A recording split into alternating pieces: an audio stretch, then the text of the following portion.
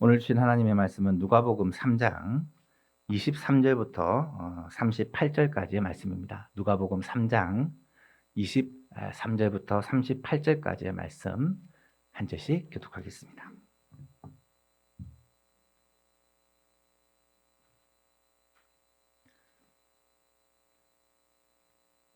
예수께서 가르치심을 시작하실 때에 30세쯤 되시니라. 사람들이 아는 대로 요셉의 아들이니 요셉의 위는 헬리요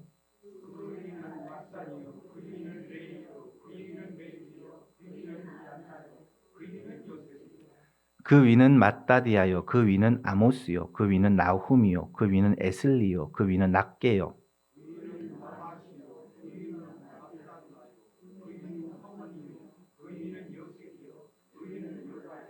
그 위는 요하나니요 그 위는 레사요 그 위는 스룹바벨이요 그 위는 스알디엘이요 그 위는 네리요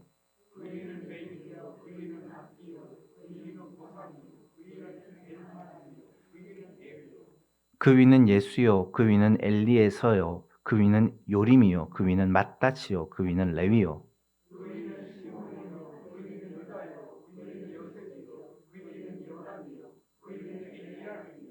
그 위는 멜레야요 그 위는 멘나요 그 위는 맏다다요 그 위는 나단이요 그 위는 다윗이요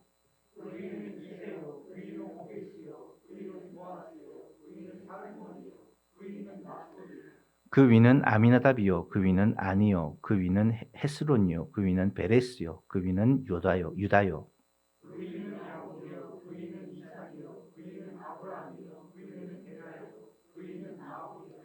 그 위는 수르기요 그 위는 루우요 그 위는 벨렉이요 그 위는 헤버요 그 위는 살라요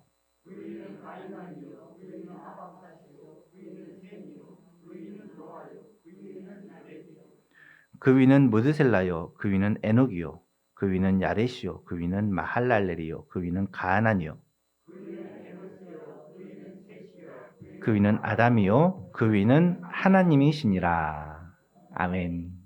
작년에 이어 올해도 언약을 이어가는 교회라는 표를 가지고 예소망 교회가 하나님의 그 약속들을 믿음으로 붙들고 순종하여 언약의 복을 받아서 누리고 우리뿐만 아니라 우리의 자손들에게 우리의 후손들에게도 이 언약의 복을 이어갔으면 좋겠다라는 바람으로 우리가 함께 말씀을 살펴보고 기도하고 힘쓰고 있습니다. 언약을 이어가는 교회를 세우기 위해서 우리가 어떻게 할까 고민하는 가운데 성경에 나타나는 족보를 살펴보고 싶은 마음을 하나님이 저에게 주셨습니다.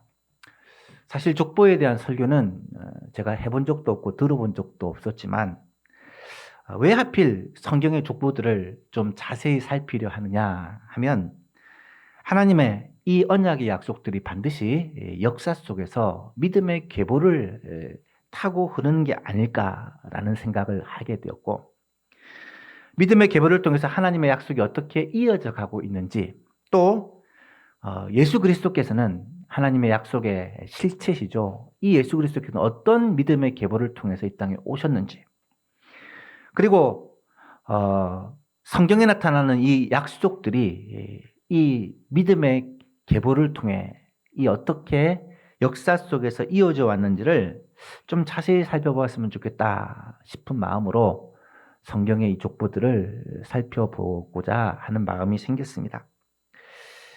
사실 예소망교회 담임 목사로서 또 하나의 바람이 있었다고 말씀을 드렸는데요. 이 족보들을 좀 살펴보는 가운데 우리에게도 이런 믿음의 가문을 세우고 싶다라는 그런 간절한 소망이 생겼으면 좋겠다라는 바람이 있었습니다.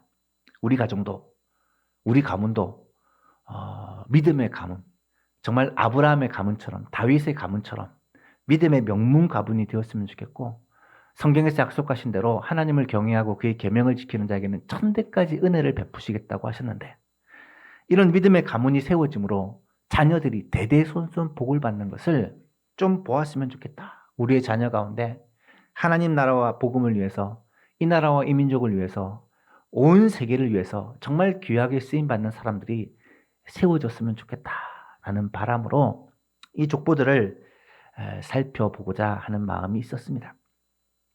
함께 성경의 족보들을 살펴보면서 이런 소원과 기대감들이 우리 마음에도 있었으면 좋겠고, 혹 우리가 믿음의 일대라면, 내가 처음으로 예수를 믿었다면 아브라함과 같이 부모님부터 조상 대대로 예수를 믿는 가정이라면 다윗과 같이 우리의 가정이 정말 믿음의 명문 가문 귀한 가정이 되었으면 좋겠다라는 기도와 소원을 갖게 될 수 있기를 간절히 바랍니다. 1월 달에는 먼저 예수님의 족보에 대해서 살펴보고 있습니다. 첫 시간에는 예수님이 아브라함과 다윗의 자손으로 오셨다라는 사실에 대해서 살펴보았는데요. 아브라함과 다윗의 후손으로 오셨다라는 말이 가리키는 가장 중요한 의미는 아브라함의 언약을 따라 다윗의 언약을 따라 오셨다라는 말씀이라고 말씀을 드렸습니다. 작년에 아브라함 언약이 무엇인지 다윗 언약이 무엇인지 너무 자세히 살펴보아서 아마 잘 아실 거예요. 아브라함의 언약은 큰 민족을 주고 땅을 줌으로 말미암아 너로 말미암아 천하 모든 민족이 복을 받게 하겠다라는 그 약속입니다. 사실은 아브라함이 이 약속의 성취를 보지는 못했지만 아브라함의 후손으로 오실 예수 그리스도 메시아로 말미암아 모든 백성들이 구원의 복, 영생의 복을 받게 될 것을 예언한 말씀이다라고 살펴보았죠. 다윗에게 약속하신 약속이 무엇이었습니까? 다윗은 이스라엘 역사상 최고의 통치자입니다. 메시아이신 예수 그리스도는 최고의 통치자로 최고의 왕으로 오셔서 우리를 다스리실 것이다.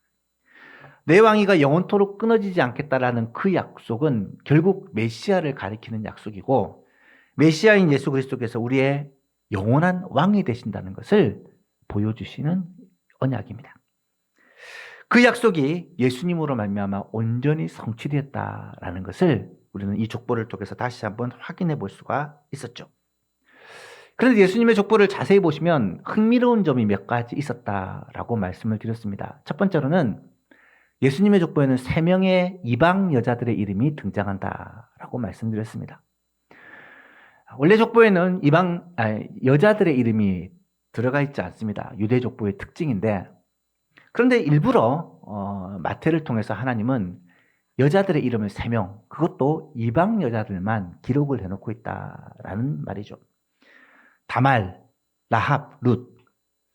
이 이방 여자들의 이름을 성경에 일부러 기록한 것은 하나님의 구원 역사는 혈통을 타고 흐르는 것이 아니라 오직 하나님의 은혜에 의해서 흐른다라는 것을 가르쳐 주기 위해 다말, 라합, 룻, 사연 많은 이 여자들의 삶을 통해 하나님께서는 하나님의 역사가 은혜 가운데 있다는 것을 분명히 보여주신 거죠.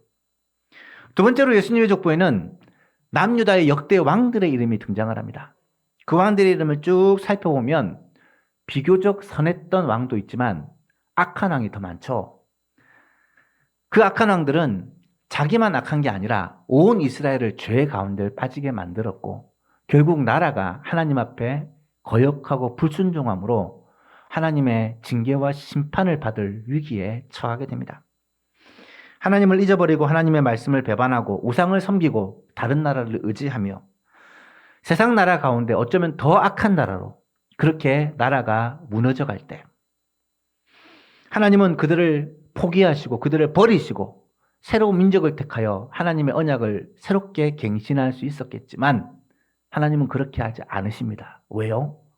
아브라함과 하신 약속 때문에, 다윗과 하신 약속 때문에, 다윗의 그 자손 가운데 이 왕위가 끊어지지 않도록 하나님께서 참고 인내하시고 지키시고 보호하시고 간섭해 주신 거죠. 결국 이 유다가 완전히 멸망할 때까지 이 왕위는 계속해서 이어질 수가 있었다라는 것을 살펴보았습니다. 하나님은 언약을 기억하시고 언약을 포기하지 않으신다라는 사실을 이 사실을 통해 분명히 알게 됩니다. 세 번째로 지난 시간에는 이 마리아에게서 그리스도라 칭하는 예수님이 탄생하셨다라고 분명히 기록함으로 말미암아 이 혈통적인 족보를 뒤집어 엎는 그런 내용을 살펴보았습니다. 사실 아브라함부터 마리아의 남편인 요셉까지는 혈통의 족보입니다. 인간적인 족보와 같죠. 그런데 아브라함이 이삭을, 이삭이 야곱을, 야곱이 유다가 베레스와 세라를, 베레스를 이렇게 혈통을 통해서 계속 이어져 내려오다가 예수님의 육신의 아버지요 마리아의 남편인 요셉까지는 혈통에 따라 기록되다가 요셉이 예수를 낳으니라 라고 기록하지 않고 요셉은 마리아의 남편이라고만 소개한 후에 마리아에게서 그리스도와 칭하는 예수가 나시니라 라고 기록함으로 말미암아 이 혈통적인 족보가 요셉에게서 끊어졌다라는 것을 분명히 기록하고 있습니다. 그렇다면 왜 아브라함과 다윗의 자손으로 오신 예수님은 이 혈통의 족보를 통해 태어나지 않으시고 요셉의 정혼자였지만 실제로 결혼하지 않는, 동거하지 않은 동정녀였던 마리아에게서 태어나게 하신 것일까? 이건 역시 하나님께서 약속하신 언약을 이루시기 위함이다 라는 사실을 지난 시간 살펴보았죠. 이사야 7장에 보면 주께서 친히 징조로 너희에게 주실 것이요 보라 처녀가 잉태하여 아들을 낳을 것이요 그의 이름을 임마누엘이라 하리라. 처녀가 아들을 낳는 것은 불가능한 일입니다. 하지만 그 불가능한 일이 일어날 것이고 그 아들은 어떤 아들이냐? 임마누엘이다. 임마누엘이라는 것은 하나님이 우리와 함께 하신 분이다. 하나님이 우리와 함께 하신 분이라는 말씀은 하나님께서 사람으로, 사람의 모습으로 이 땅에 오신 분이라는 그런 말씀입니다. 이 예언의 말씀은 어떻게 이루어지느냐? 예수 그리스도께서 처녀인, 동정녀인 마리아의 몸을 통해 태어나심으로 말미암아 온전하게 성취되었다라고 말씀을 드렸죠. 그렇습니다. 하나님께서 보내실 메시아, 하나님께서 보내실 그 구원자는 반드시 동정녀의 몸에서 태어나셔야 합니다. 구약 성경의 예언을 종합해 보면 아브라함과 다윗의 혈통을 통해 태어나시지만 반드시 동정녀의 몸을 통해 태어나셔야 돼요. 그리고 유대 베들레헴에서 탄생하셔야 합니다. 구약에 있는 모든 조건들을 다 신실하게 성취하시려고 예수님은 굉장히 독특한 방법으로 이 땅에 오셨다라고 말씀을 드렸습니다. 단순히 아브라함과 다윗의 혈통적인 후손이 아니라 언약의 후손으로 오신 분이 바로 예수님이요. 여자의 몸에서 사실 창세기 3장 15절에 여자의 후손이라고 칭하는 메시아, 여자의 몸, 동정녀의 몸에서 태어나신 그분이 바로 이 땅에 오신 메시아, 임마누엘 하나님이시다라는 말씀이죠. 그래서 이 언약을 온전히 성취하신 예수 그리스도, 그분이 메시아 그리스도시요 우리의 구주가 되신다라는 사실을 이 족보를 통해 다시 한번 확인할 수가 있다는 것입니다. 마지막으로 오늘은 예수님의 족보에 누가복음 3장에 나타나는 이 예수님의 족보를 한 번 더 살펴보려고 하는데요. 예수님의 족보는 성경에서 두 군데 나타납니다. 우리가 지난 3주 동안 살펴보았던 마태복음 1장에 나타나는 족보, 그리고 오늘 살펴볼 누가복음 3장에 나타나는 족보입니다. 이 두 족보를 자세히 살펴보면 비슷한데 많은 차이점이 있습니다. 오늘은 이 차이점을 좀 상세하게 생각해 보면서 왜 하나님께서 이 두 가지 족보를 함께 기록하셔서 또 다르게 기록하셔서 우리에게 주시는 메시지가 무엇인지를 깨닫는 귀한 시간이 되었으면 좋겠습니다. 첫 번째로 마태복음은 예수님의 족보를 시작으로 복음서를 펼쳐가고 있지만 누가복음은 복음서를 쭉 이어가는 중간에 예수님의 족보를 소개하고 있다라는 차이점이 있습니다. 마태복음 1장 1절에 보면 아브라함과 다윗의 자손 예수 그리스도의 계보라. 마태복음은 복음서의 시작입니다. 제일 처음 시작을 예수 그리스도의 족보다라고 시작을 하는데 그 예수 그리스도가 누구냐? 아브라함과 다윗의 자손으로 오신 분이다라고 소개를 합니다. 복음서의 시작이 바로 아브라함과 다윗 자손 예수 그리스도의 족보입니다. 그런데 누가복음은 너무나도 자연스럽게 예수님의 족보를 가운데 소개합니다. 예수님께서 가르치심을 시작하실 때에는 30세쯤 되셨다. 이 예수님은 사람들이 아는 대로 요셉의 아들인데 이 요셉의 위는 헬리요 이러면서 예수님의 족보를 아주 자연스럽게 이 스토리 가운데 넣고 있다는 사실입니다. 그렇다면 이렇게 된 이유가 뭘까? 마태는 복음의 시작을 메시아이신 예수님, 하나님이 보내시기로 약속하셨던 그 메시아를 소개함으로 시작하는데 그 예수님이 바로 아브라함과 다윗의 자손으로 구약에서 예언하셨던 그 메시아다라는 것을 선언함으로 말미암아 복음서를 시작하는 것이고, 아브라함과 다윗에게 약속하셨던 그 언약을 이루시려고 예수님이 이 땅에 오셨다는 사실을 선언하려고 이 복음서를 시작하면서 이렇게 소개를 했다고 한다면, 누가는 예수님을 이 복음서, 복음의 역사에, 하나님의 구원 역사의 중심 인물로 소개하고 있다라고 이해를 하실 수가 있습니다. 즉 마태는 예수님의 신적인 면을 강조하고 있다고 한다면, 누가는 예수님의 인간적인 면을 강조하고 있다. 예수님은 우리가 잘 알듯이 온전한 하나님이시 온전한 사람입니다. 이 하나님의 면을 더욱 강조한 게 마태복음과 요한복음이라면, 사람의 면을 더 강조한 것이 마가복음과 누가복음이라고 할 수 있는데, 그런 시각의 차이가 이 족보에서도 아주 분명하게 나타나고 있다라고 말할 수가 있는 것이죠. 두 번째로 마태복음의 족보는 그 족보의 범위가 뭐냐? 아브라함부터 시작해서 예수님까지입니다. 아브라함부터 다윗까지가 14대고, 다윗부터 바벨론으로 옮겨갈 때까지 14대고, 바벨론으로 옮겨간 후부터 예수님까지 14대다. 이렇게 아브라함부터 예수님까지의 족보를 소개합니다.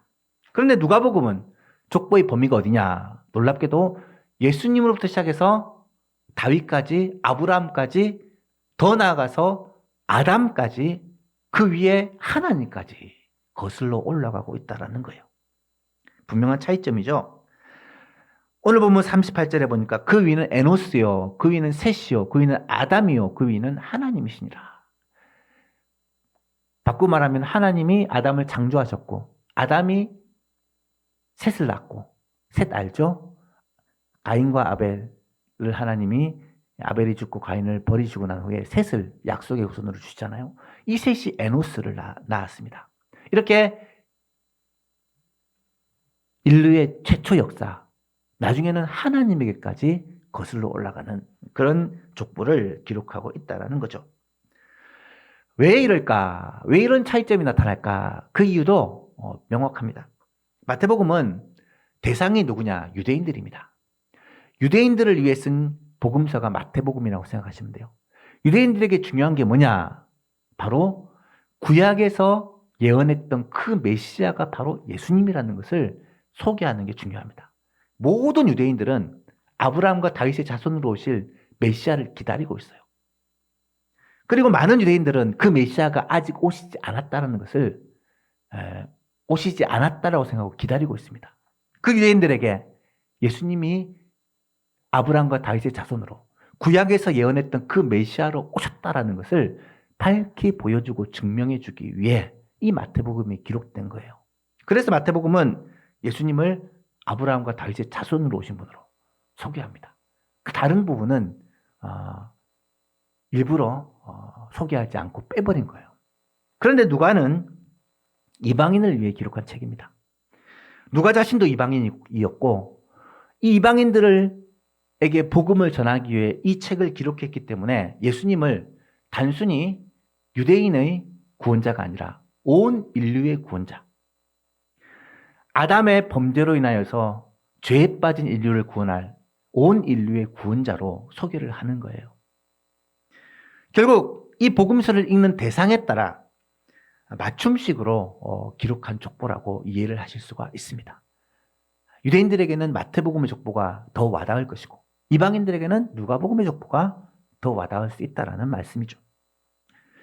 또 예수님의 족보에 이 아담이라는 인류의 조상의 이름을 기록함으로 말미암아 예수님을 첫째 아담인 아담과 대조를 하여 둘째 아담 혹은 마지막 아담으로 소개한 이 로마서의 말씀처럼 예수님이 첫째 아담인 아담이 죄를 범하여 인류를 죄 가운데 빠지게 만들었고 죄로 인해 죽음이 오고 멸망이 오게 되었다면 둘째 아담인 예수 그리스도로 말미암아 이 죄의 문제가 해결되고 죽음의 문제가 해결됨으로 말미암아 이 구원의 은혜가 임하였다라는 것을 선언하기 위해 첫째 아담이 인류를 죄 가운데 빠지게 만들었는데 마지막 아담인 예수님이 이 죄의 문제를 해결하심으로 죄와 사망으로부터 구원하셨다라는 이 복음의 진리를 설명하기 위해 일부러 아담에게까지 이 족보를 확장시키고 있다라는 사실을 우리는 이해할 수가 있는 거죠.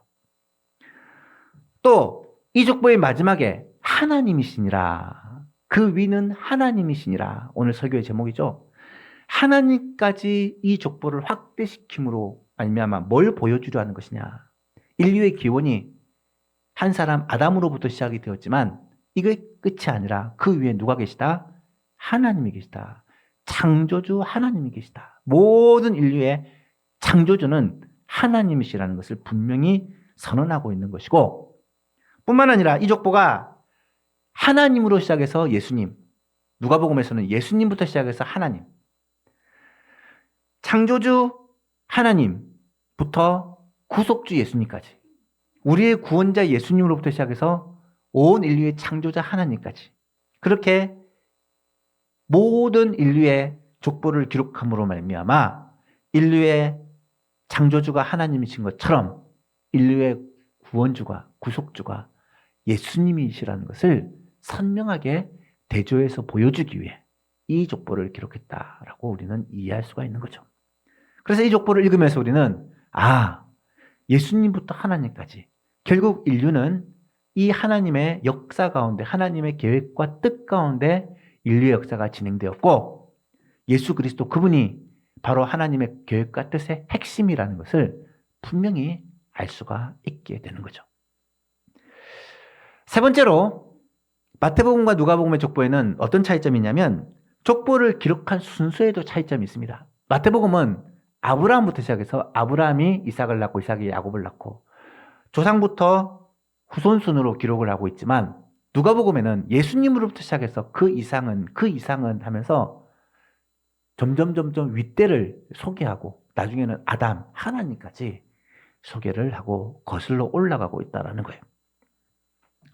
이것은 마태복음이 예수님을 어떤 분으로 소개하냐면 유대인의 왕으로 오신 예수님을 소개하기 위함이고, 그렇다면 우리가 잘 아는 왕 중에 최고의 왕인 다윗 왕, 그 다윗 왕의 후손으로 예수님을 소개한 표현이라고 한다면, 누가복음은 인자로 예수님을 소개합니다. 사람의 아들로 오신 예수님을 소개합니다.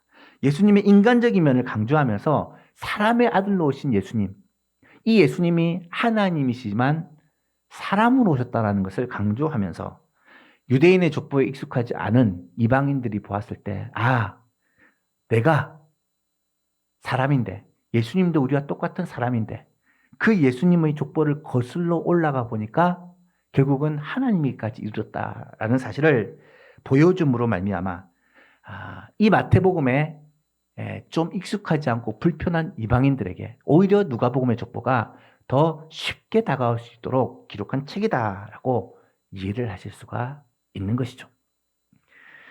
네 번째로 또 어떤 차이점이 있느냐, 다윗 왕부터 예수님까지 족보를 잘 살펴보면 마태복음은 예수님의 아버지 요셉의 족보를 따르고 있다는 것을 알 수 있고, 누가복음은 예수님의 어머니 마리아의 족보를 기록하고 있다라고 우리 학자들은 얘기를 합니다.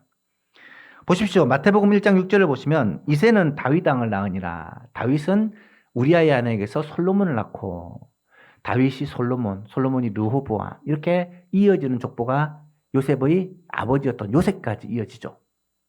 그런데 누가복음 3장에 보면 그 위는 멜레아요, 그 위는 맨나요, 그 위는 마따디아요, 그 위는 나단이요, 그 위는 다윗이다. 이 다윗 아들이 솔로몬이 아니고 나단이 나타나요. 여러분, 두 족보가 다르죠. 분명히 다윗의 아들 솔로몬에 이어진 족보가 요셉이라면 이 나단으로 이어진 족보는 과연 누굴까? 아예 족보에 나타난 이름들이 다 달라요. 다 달라요. 왜 이런 현상이 일어났을까? 마태복음 1장 16절을 보시면 야곱은 마리아의 남편 요셉을 낳았으니 마리아에게서 그리스도라 칭하는 예수가 나셨다. 분명히 말씀드리지만 요셉까지는 혈통적인 족보가 이어지다가 이 마리아에게서 예수님이 나신 것은 혈통적인 족보가 아니다라고 이렇게 분명히 설명을 했다고 말씀을 드렸습니다. 누가복음에는 어떻게 설명할까?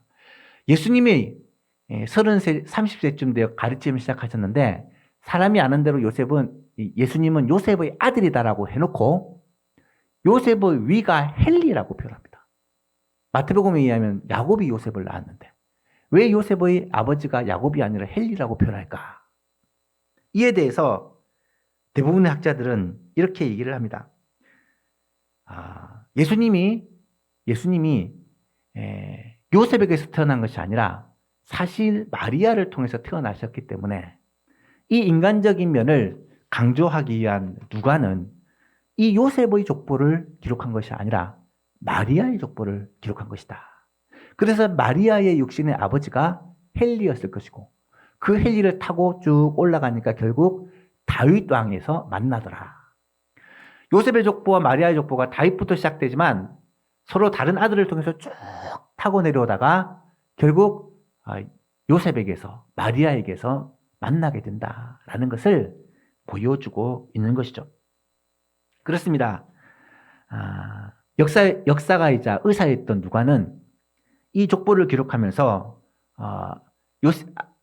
예수님과 사실 혈통적으로 아무 상관없는 요셉의 족보를 기록하지 않고 예수님을 직접 낳은 마리아의 족보를 기록하고 있는 거예요. 어떻게 보면 굉장히 인간적이죠. 하지만 우리가 잘 알듯이 사실 마리아도 예수님을 낳기는 낳았지만 예수님의 조상이라고 말할 수는 없죠. 왜냐하면 사람의 씨가 아니라 성령의 감동으로 말미암아 성령의 성령으로 말미암아 예수님이 잉태된 것이기 때문이죠. 지난주에도 말씀드렸지만 예수님이 마리아에게서 나신 것은 마리아의 자손이 아니라 성경의 예언, 이사야 7장의 그 예언, 처녀의 몸에서 동정녀의 몸에서 탄생하실 것이라는 그 약속을 이루시기 위해 또 창세기 3장에서 메시아가 여자의 후손으로 오실 것이라는 그 약속을 이루시기 위해 하나님께서 일부러 그렇게 하신 것이라고 말씀을 드렸잖아요.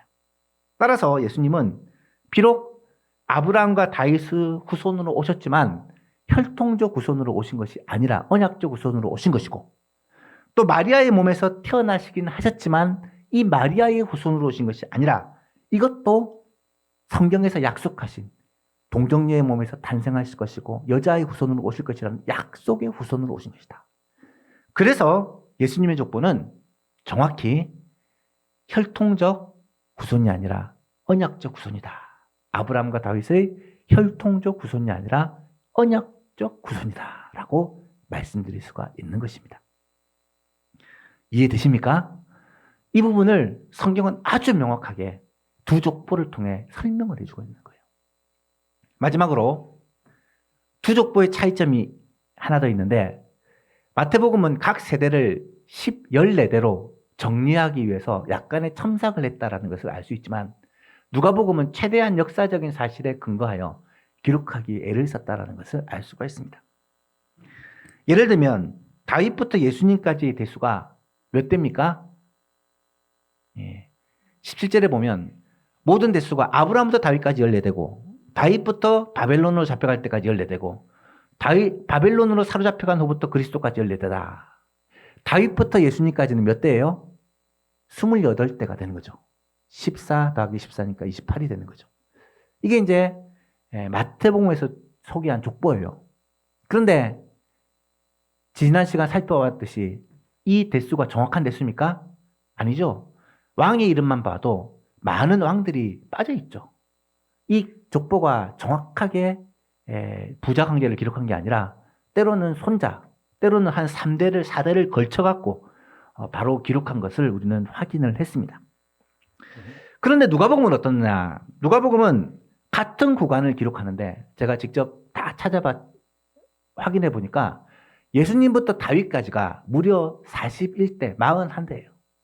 마태복음의 28, 28대와는 전혀 다른 41대, 41대가 거슬러 올라가는 것을 보게 됩니다. 이 말은 이 누가가 예수님의 어머니 마리아의 족보를 아주 최대한 조사를 내서 상세하게 기록을 했다는 것을 알 수가 있고, 그래서 이 마태와 누가복음에 기록한 이 저자의 의도가 다르다라는 것을 우리는 이해할 수 있습니다. 여러분, 마태는요, 세리 출신입니다. 마태복음을 보시면 굉장히 독특한 특징이 있는데 모든 것이 아주 선명하고 깔끔하고 정리가 되어 있어요. 예를 들어서 제가 설명했지만 예수님의 주옥과 같은 가르침을 5장에서 7장까지 산상수훈에 다 몰아넣었어요. 사실은 그 내용을 한 자리에서 다 가르치지는 않으셨을 거예요. 마태복음, 마가복음, 누가복음을 보면 예수님이 가르친 내용들을 좀 종합해서 잘 정리를 해서 기록을 한 것을 알 수가 있습니다. 성경을 기록할 때도 이런 특징이 드러나요. 세금을 종류별로 계산하고 정리하고 이렇게 하는데 익숙한 이 마태가 예수님의 행적도, 예수님의 기적도, 예수님의 가르침도 잘 정리를 해서 그렇게 성경에 기록을 해요. 누가복음은 누가가 역사학자입니다. 누가가 의원이지만 동시에 역사학자예요. 누가복음을 읽어보면 그 내용을 아주 명확하게 알 수가 있어요. 모든 예수님의 행적을 시간별 순서대로 상세하게 자세히 미루어 그렇게 기록을 합니다. 예수님의 족보를 기록할 때도 가능하면 빼지 않고 예수님의 족보를 알 수 있는 한 최대한 조사를 해가지고 그대로 기록을 해요. 그래서 어쩌면 이 이 족보가 이 마태복음의 족보보다 훨씬 더 정확한 족보일 가능성이 많이 있습니다. 그렇다면 같은 족보를 기록한 마태복음과 누가복음이 이렇게 다르다면 이 두 족보를 보면서 성경이 틀린 게 아니냐, 예수님의 족보를 기록한 두 족보가 이렇게 다른데 문제가 있는 게 아니냐라는 질문을 많이 합니다. 하지만 전혀 그렇지 않습니다. 이 두 가지의 다른 족보가 오히려 굉장한 시너지를 발휘하는 것을 우리는 알 수가 있습니다.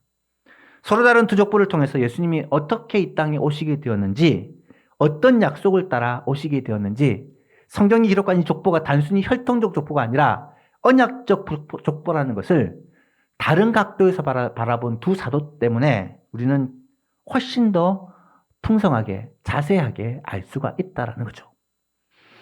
물론 성경의 저자는 하나님이십니다. 하나님이 사람을 통해서 성경을 기록하지만 그 기록에 오류가 없고 함께 하셔서 역사하셔서 이 기록이 정확하도록 도우십니다.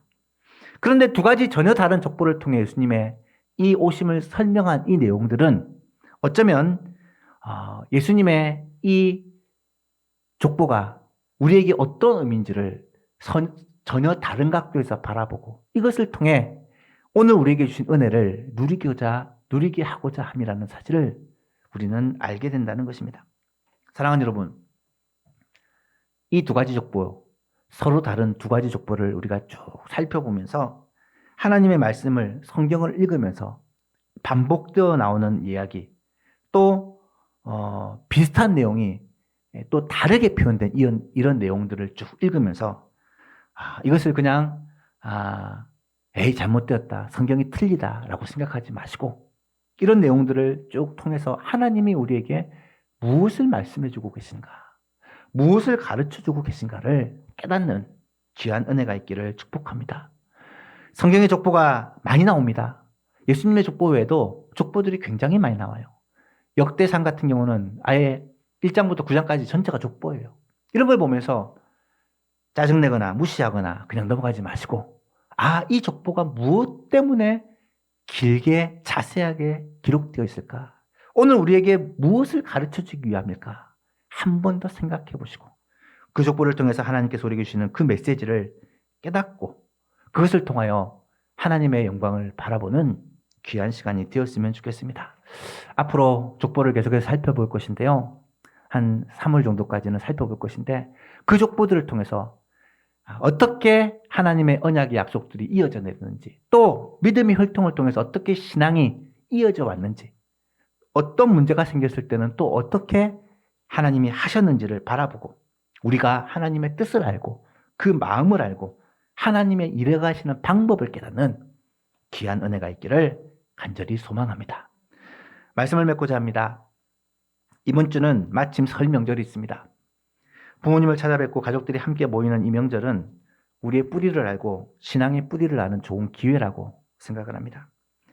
바라기는 우리 가정이 믿음의 가정이라고 한다면 가족들이 다 같이 모였을 때 반드시 함께 예배 드리기를 바랍니다. 가능하면 가장 어른이 예배를 인도하고 가족이 함께 모여 예배를 드리면서 우리 가정이 하나님의 은혜 가운데 있었다는 사실을, 우리 가정이 하나님의 은혜 가운데 있음으로 말미암아 하나님의 복이 우리 가정 안에 흐른다는 사실을 확인하는 복된 시간이 되기를 간절히 바라고 이 신앙을 자녀에게, 후손들에게 잘 이어져 가기를 간절히 사모하고 기도하는 그 시간이 되었으면 좋겠고, 만약에 우리의 가정이 믿음의 가정이 아니라면 이런 명절을 보내면서 하나님, 우리의 가정도 다윗의 가정처럼, 아브라함의 가정처럼 믿음의 가정 되게 하시고, 아브라함이 믿음의 1세대가 되었던 것처럼 나를 믿음의 1세대로, 믿음의 초상으로 삼아 우리의 가정이 영원히 하나님의 복을 받는 가정 되게 하여 주옵소서. 간절히 기도하는 시간이 되었으면 좋겠습니다.